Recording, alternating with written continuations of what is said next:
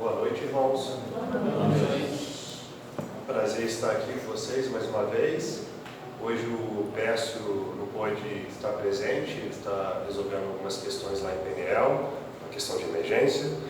E, enfim, foi um prazer aí tomar o lugar aqui do vice, do Joãozinho, brincadeiras à parte, né? Brincadeira nossa. Mas realmente é um prazer estar mais uma vez aqui com vocês, antes, né, de estarmos indo ali para a África. Sei que vocês estão orando, inclusive gostaríamos, né, a Agnes e a Sara não puderam vir também, mas gostaria de agradecer em nome da nossa família, né, o carinho dos irmãos, né, não só pela oração, que eu sei que os irmãos orem, mas também gratidão aí, né, pela ajuda que os irmãos deram recentemente para a gente. Fiquei sabendo através da Agnes ali, e, poxa, sentimos realmente abraçados, não só por isso. Isso é mais um carinho de vocês, né? E realmente nós somos felizes de estarmos com vocês aqui, estarmos sendo enviados também para essa amada igreja.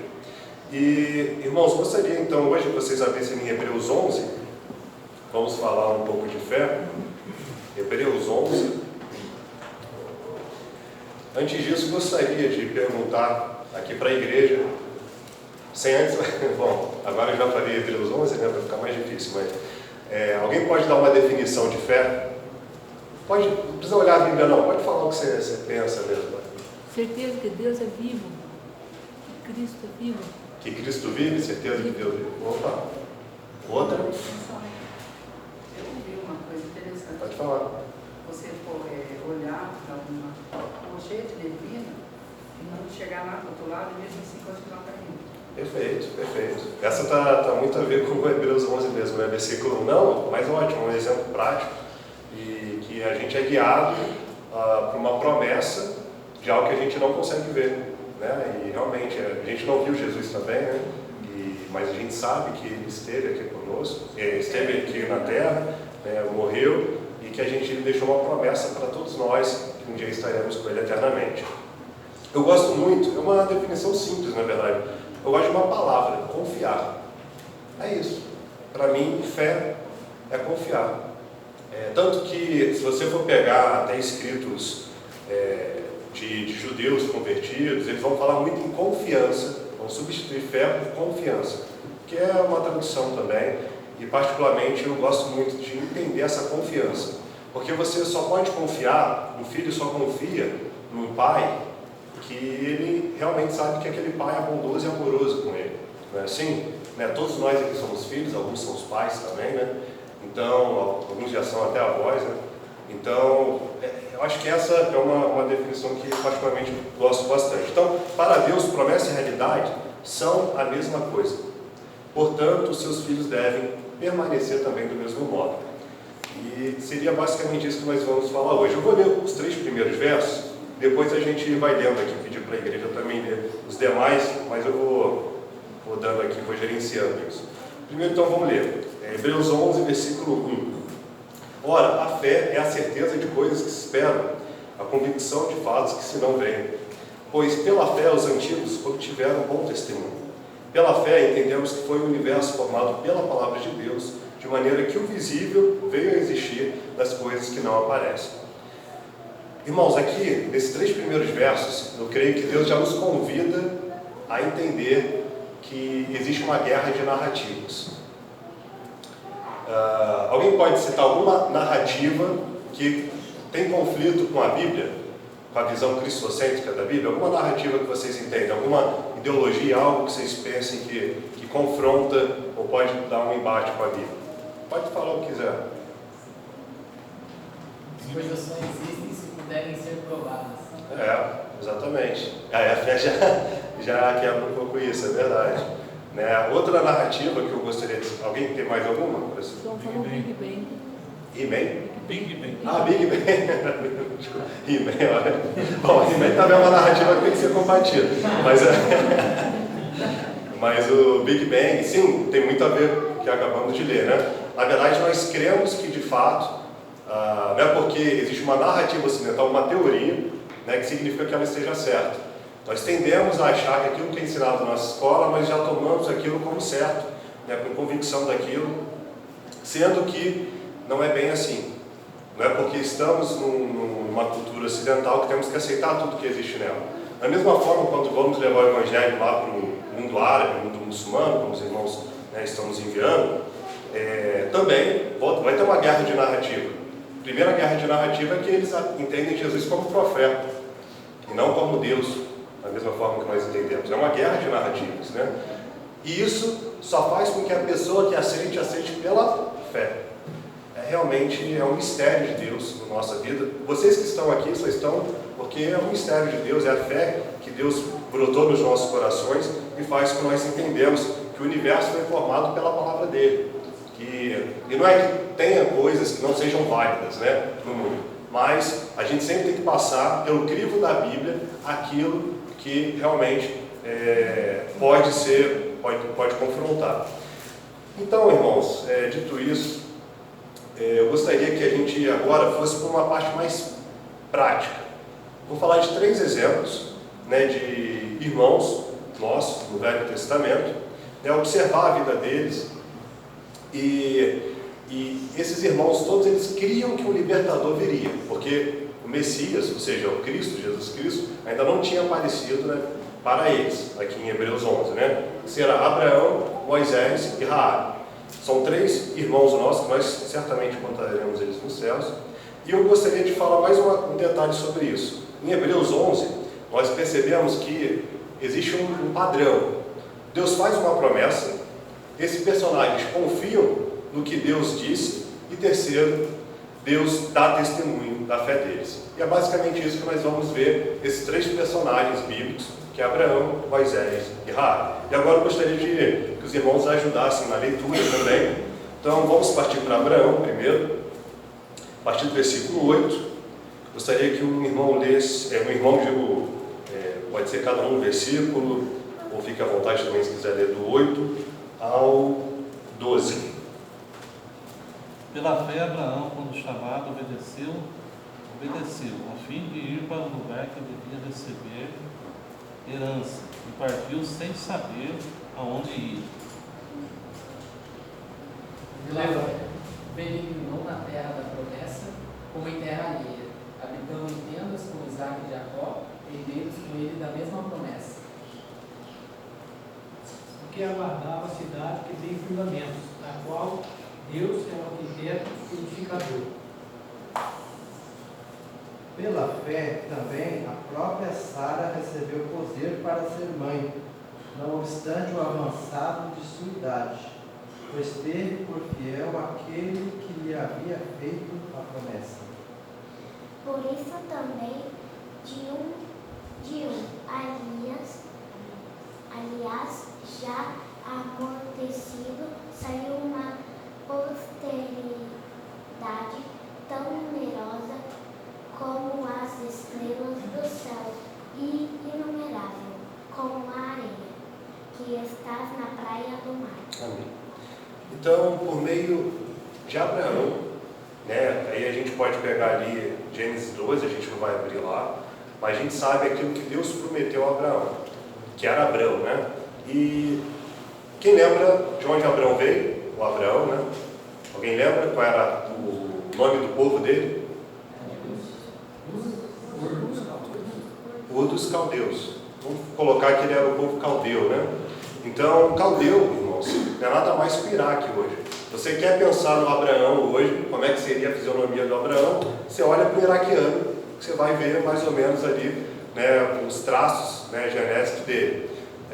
Não tem muito a ver com a mensagem, mas é até interessante se a gente for parar para pensar como amplia quando a gente sabe dessas questões. Se você for ver por que depois que Israel descumpre, né, que Deus dá uma condição de promessa, que é firmada ali já com Abraão, né, depois por Moisés, a gente vai chegar lá, mas o que acontece? Israel ele peca, e até que vem a perseguição de quem? Dos caldeus também, né, seja da Síria, também seja ali do povo babilônico, que era o povo deles. Eu creio, inclusive, que era uma forma de mostrar para esse povo, para o povo de Israel, o que eles seriam se Deus não tivesse resgatado eles. É só um parênteses aqui, mas é para a gente já refletir como Deus é benigno naqueles que confiam nas suas promessas. Abraão confiou. Abraão perseverou. Imagina que você é contadora aqui em Jacutinga, tem já sua casinha, né? Tem já seu filho, toda uma vida estruturada, e de repente Deus chama você para ir lá para, não sei, na verdade nem avisa para onde vai, mas é porque já sabe que ele gosta de tendas, já sabe que ele é acostumado a ir andar, né? Colocar, né? A gente sabe, eu estou brincando aqui com o Joãozinho, tomando a liberdade aqui com ele, mas era exatamente essa vida de Abraão. Ele chega lá, ele está numa vida confortável, não conhecia o Deus, aparece uma visão para ele ali, a gente não sabe exatamente como isso acontece na vida de Abraão, ou Abraão, né, depois, e ele simplesmente obedece um Deus, ele seguia outros deuses, isso é demonstrado de forma bem clara lá, para ir para um lugar que ele nem sabia onde ia, porque só depois, mais adiante, vocês podem ler ali no Gênesis 13, se não me engano, 14, agora não lembro, acho que é Gênesis 13, 14, ou 15, agora não lembro, mas que ele vai falar da terra de Canaã, que ele vai, depois da escolha de Ló, que ele vai falar, isso tudo aqui, ó, vai ser seu, do seu descendente. Até então ele não sabia para onde ia, mas ele obedeceu e creu no Senhor. Isso foi imputado a ele como justiça. Meus irmãos, nós somos peregrinos também. Assim como Abraão, embora eu brinquei aqui com o Joãozinho, né? Mas esse habitar em tendas que nós vemos aqui, e o que é uma tenda hoje, né? Como é que é? Tem barraca, né? A barraca, às vezes você até fixa, às vezes você nem fixa direito, né? Ela fica você só... Eu também gostava de fazer alguns acampamentos, algumas barracas, você nem precisa fixar muito bem, mas basta você colocar ali, estando ela bem montadinha, você não precisa, mas é uma coisa que é temporária, é algo que você não sabe quanto tempo você vai ficar naquele local. E foi a vida assim de Abraão por muito tempo, muitos anos. Mas ele tinha vários bens, tinha várias propriedades ali, mas por que ele não se importava tanto com isso? Porque ele sabia que tinha um Deus que cuidava com ele, seja por onde ele passava. Ainda que tenha tido vários episódios na vida de Abraão, que ele teve que ir amadurecendo, assim como vai acontecendo na nossa vida também. Nós estamos aqui nesse mundo como peregrinos, mas lembrando que existe uma pátria celestial, porque fala aí no versículo 10, porque aguardava a cidade que tem fundamentos, da qual Deus é o arquiteto e edificador. Isso, meus irmãos, isso é a nossa pátria celestial. Abraão já confiava em algo muito maior para ele e para a sua família, para os seus descendentes. E hoje nós somos descendentes, através de Cristo, também de Abraão. Porque existia um descendente. Esse descendente aqui, a gente já vai chegar no versículo ali 17, que é Isaac, né? Antes, acontece ali, e eu até não coloquei Sara aqui como um exemplo, coloquei como um casal mesmo, porque Sara, ele já está na velhice, e Sara também é chamada para ter, né, ali um filho, e ela fica desacreditada. No primeiro momento ela ri. Não, com 100 anos, com quanto? 75? Quantos anos a Sara devia ter agora? Nem lembro. Sara devia ter quantos anos, né? Porque Abraão já tinha 100, né? Mas enfim, era uma idade avançada e ela ri, mas depois ri de alegria, porque realmente Deus concede a ela um milagre. E Deus nos concede milagres, como já foi falado aqui, o fato de você estar aqui louvando a Deus, meio a milhares de pessoas que não sabem o amor desse Deus, o cuidado desse Deus conosco, já é um milagre. E nós deveríamos realmente agradecer a Ele por isso. No versículo 17 vai falar assim: pela fé Abraão, quando posto à prova, ofereceu Isaque. Estava mesmo para sacrificar o seu unigênito, aquele que acolheu alegremente as promessas, a quem se tinha dito: em Isaque será chamada a tua descendência. Porque considerou que Deus era poderoso até para ressuscitá-lo dentre os mortos, de onde também, figuradamente, o recobrou. Meus irmãos, como pai, é difícil você pensar em você ter que oferecer seu próprio filho, né, no meu caso minha filha, né, para, enfim, entendendo que é para um bem maior, porque Deus pediu, mas Abraão oferece. Primeira coisa que até a gente pode pensar é que nós temos que oferecer os nossos filhos para Deus. Até que ponto nós estamos entregando ou não nossos filhos para Deus? Às vezes a gente acha que o nosso cuidado vai ser suficiente para que esses filhos cresçam e sejam fortalecidos, mas não, é confiar em Deus. Até nisso, Deus já está mostrando, eu creio que já existe uma aplicação nesse sentido. Mas o ponto que eu acho que é mais interessante aqui é a gente lembrar as bênçãos que Deus dá nas nossas vidas. Deus tem uma promessa para todos nós aqui, que é uma vida eterna, que veio por meio do seu Filho unigênito, que é um descendente. O descendente aqui sabia que iria vir por Isaac, mas seria o descendente de quem? Jesus Cristo. Isaac seria apenas algo nesse caminho. E quando a gente pensa que algumas bênçãos a gente sem querer começa a valorizar de tal forma, que sem querer nós podemos estar, ou querendo também, né, idolatrando mais a bênção de Deus do que o nosso próprio Deus. Pode ser um bem. Você pode ter ganhado, não sei, alguma coisa, um carro, uma moto, um terreno.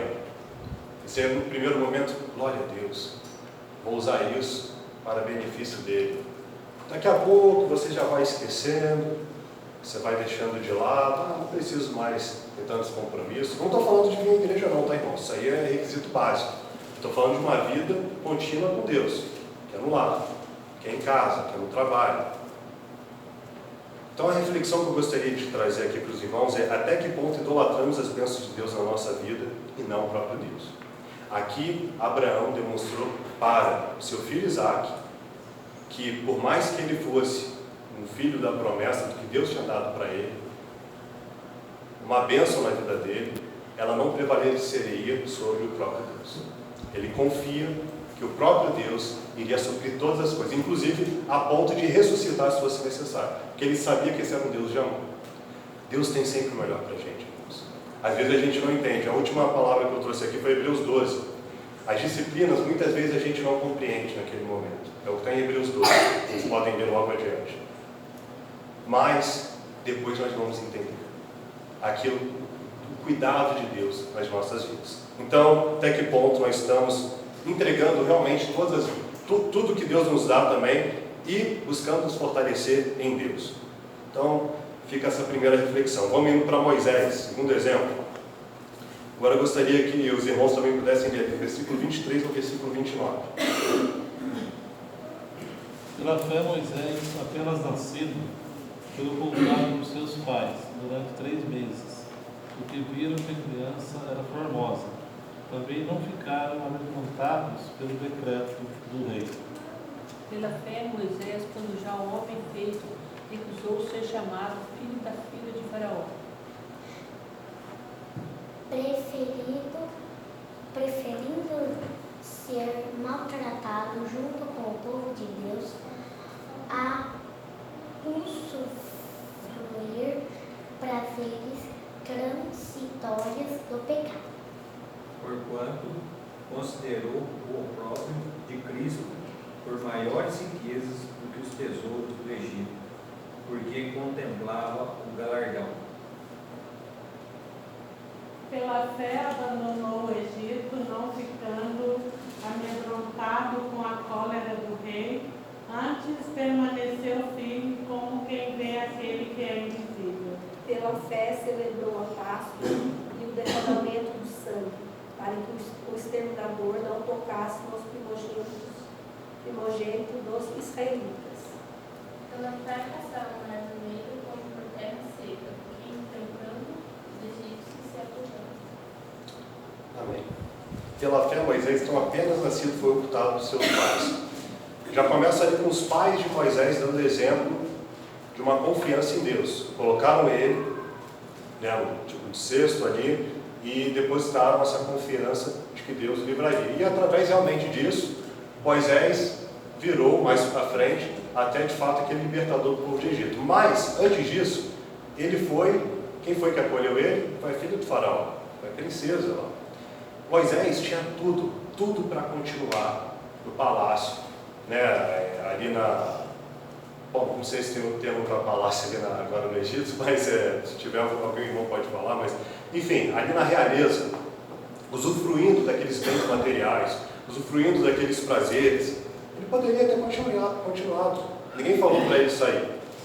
Foi uma decisão dele, de querer sofrer com o povo.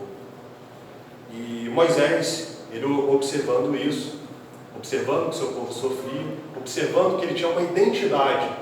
A identidade dele não era egípcia. E a gente não está falando aqui exatamente só de um povo específico. A gente está falando aqui de guerra de narrativa mesmo. A gente está falando aqui de alguém que acreditou nas promessas de Deus, de alguém que iria acreditar nas promessas terrenas. Porque essa era a guerra que estava existindo no coração de Moisés. E ele acreditou naquilo que Deus já tinha prometido para o seu antepassado, que era Abraão. Ele confiou nisso, obedeceu, chegou, ali teve um momento que ele realmente vai defender um hebreu e acaba depois disso ele tendo que fugir e volta. E volta porque Deus falou com ele, pois nem ele estava desacreditado. Quem sou eu para dar seguimento, para ter um papel tão importante e significante na vida desse povo tão sofrido? Porque realmente ele foi criado ali no bem bom, vamos dizer assim, mas ele cumpriu. Ele foi, obedeceu, voltou ali, tanto que foi desacreditado. Vocês lembram de alguém que passou por algo semelhante a isso? Alguém que saiu de algum local muito bom, não precisava sair, mas veio por obediência ao Pai e buscou, vamos dizer, ser desprezado, mas visando sacrificar ali para que esse povo fosse liberto? Alguém sabe de algo? Quem? Jesus. E aqui na própria Bíblia fala, em que, porquanto considerou o próprio de Cristo por maiores riquezas do que os tesouros do Egito. Meus irmãos, nós também somos chamados a... Eu gosto sempre de pensar isso. Todos nós somos chamados ao sofrimento. Assim como Moisés optou pelo sofrimento, optou pelo desprezo, ainda que tenha, infelizmente, algumas igrejas que preguem o contrário do que está sendo pregado aqui nesse exato momento, mas, sim, deixa eu te falar uma coisa. No mundo você vai ter aflição, mas tem bom ânimo, porque Jesus venceu o mundo.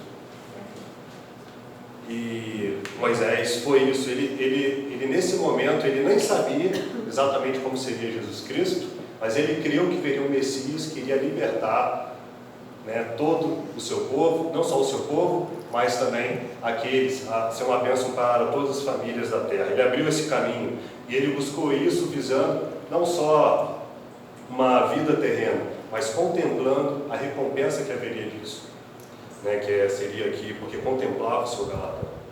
Então, pela fé, ele abandonou o Egito, não ficando amedrontado com a cólera do rei.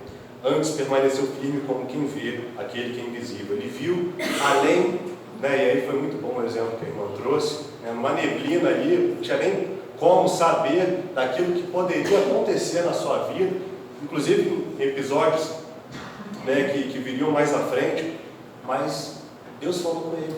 É assim como Deus falou com cada um de vocês. Vocês têm apenas que crer, assim como eu também tenho que crer.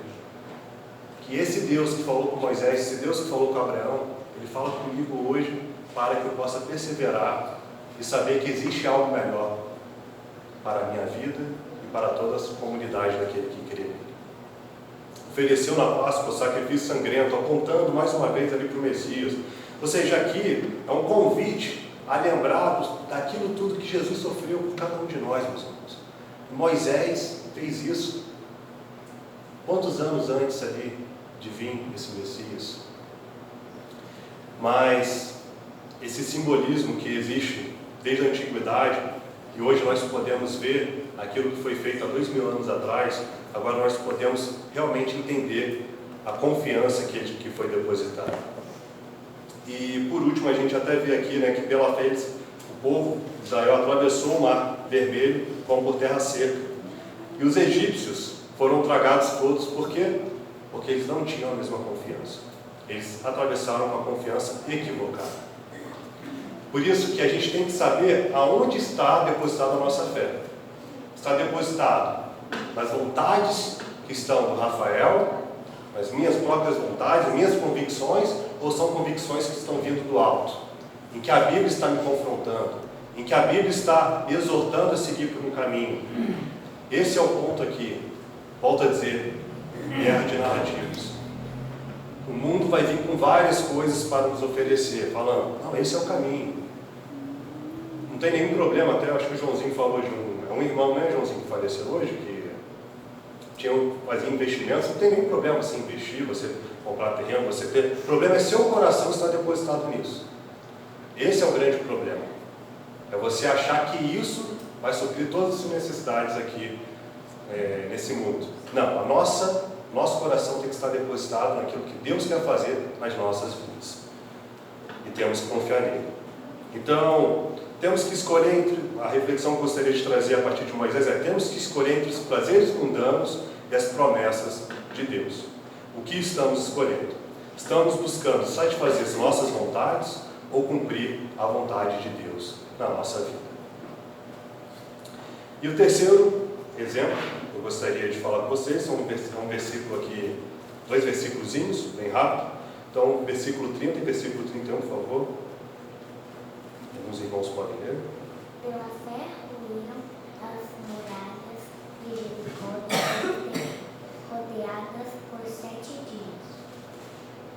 Pela fé, Raabe, a meretriz, não foi destruída com os desobedientes, porque acolheu com paz os filhos. Exatamente. Raabe. Raabe foi aquela ali que estava em Jericó, nas muralhas, né?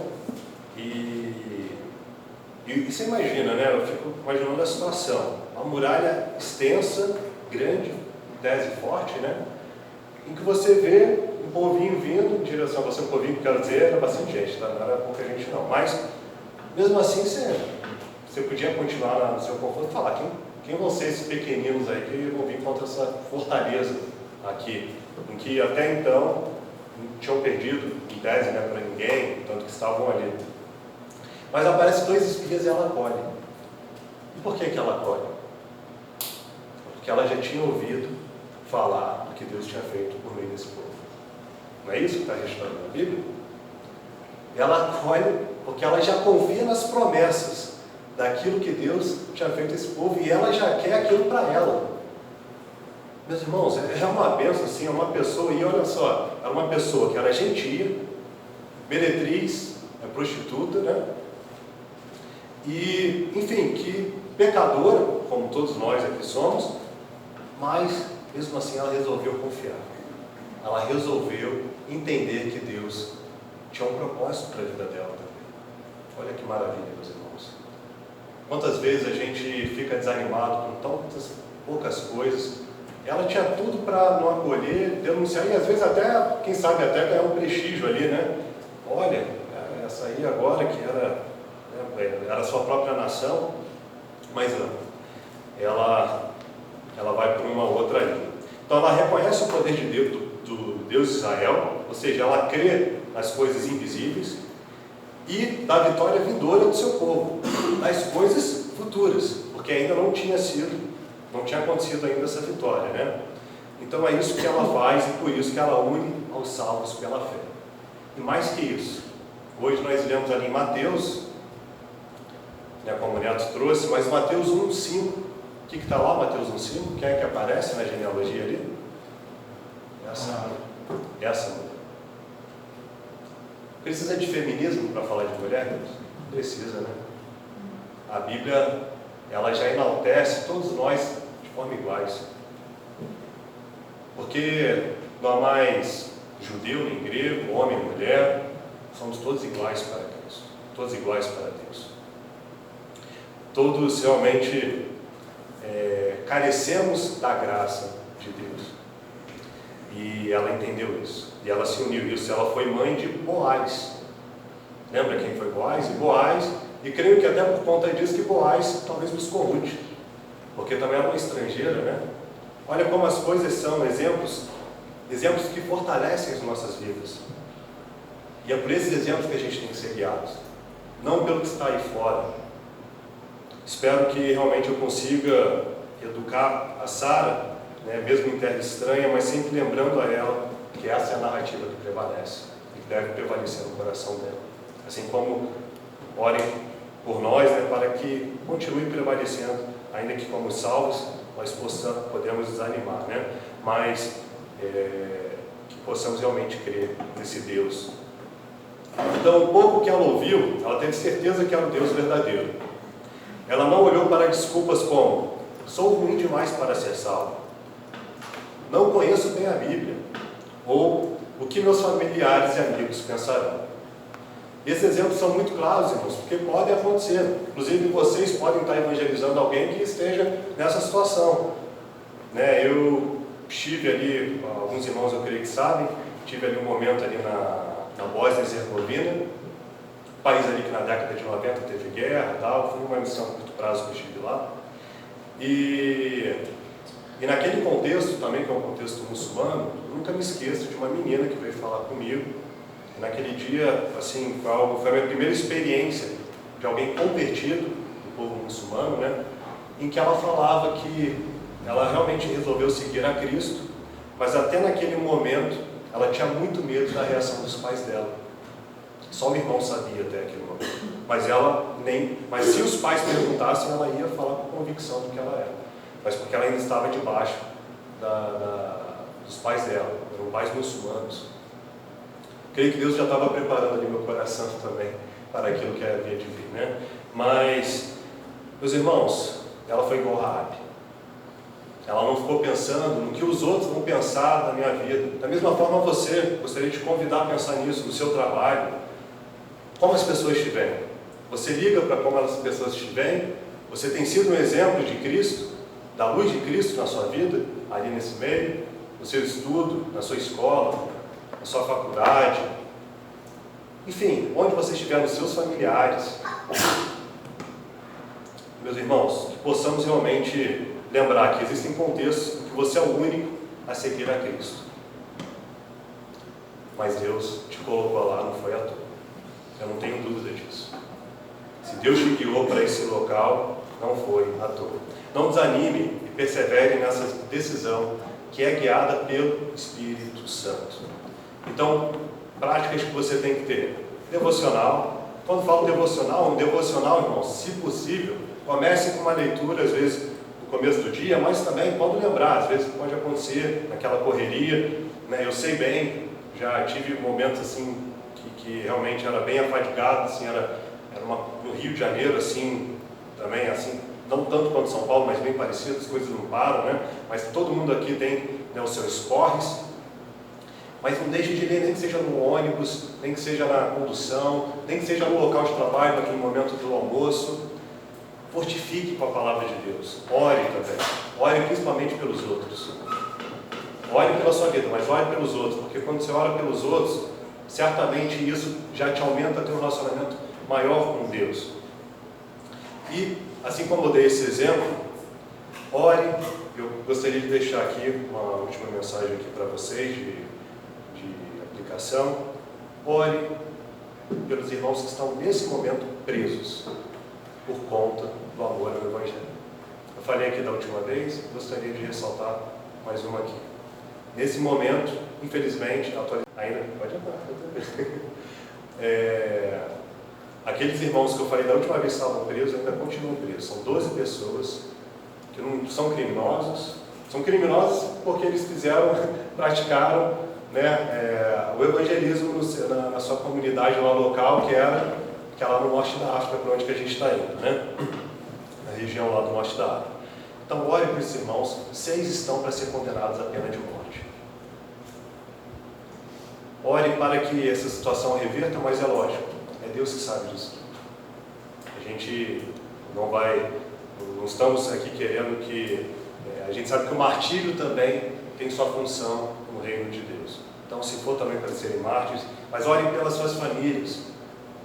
Volto a falar aqui, eu conheci uma dessas famílias, uma esposa e uma filha que não tem nenhum contato com seu pai, que está preso lá, né, por conta do proselitismo, né, que é o crime lá no norte da África, é esse. De você pregar o Evangelho ou de você mudar de religião, né? Então, os dois meio que se adequam a isso. E 6 desses estão para ser pena de morte porque eles são líderes já. Então, Joãozinho já seria um, Pedro Escapinho, forem para lá e virar líder, já era.